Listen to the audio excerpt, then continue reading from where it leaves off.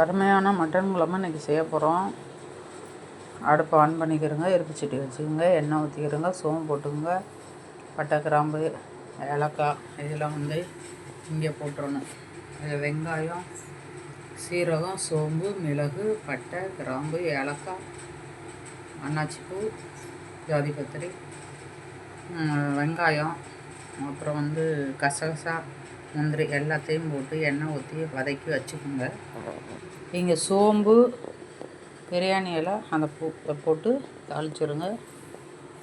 3/4 kilo mutton எடுத்துகிட்டு வந்துருக்கேன். அதை குக்கரில் வேக வச்சு வச்சுருக்கேன். அப்புறம் வெங்காயம் போட்டுக்கோங்க. 3/4 கிலோ மட்டனை வேக வச்சு வச்சுருக்கேன் குக்கரில்.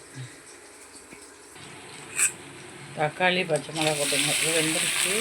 வதங்கினா தக்காளி, பச்சை மிளகா, ஒரு 3 ஸ்பூன் குழம்பு மிளகாத்தூள் போட்டுக்கோங்க.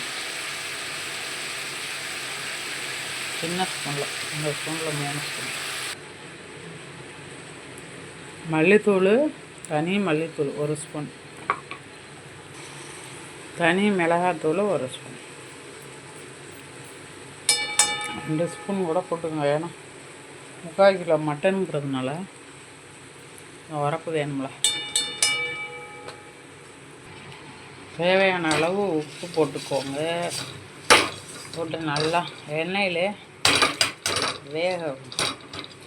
தக்காளி அப்படியே கட்டியாகவே கிடக்கும், அதுக்காகத்தான் இதை போட்டு பிசைகிறேன்.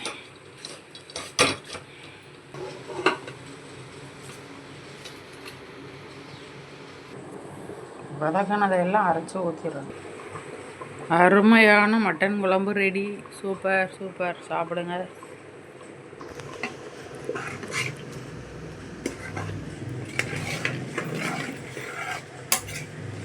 சிம்மில் வச்சு 5 நிமிஷம் கழித்து அரைக்கணும். சூப்பராக இருக்கும்.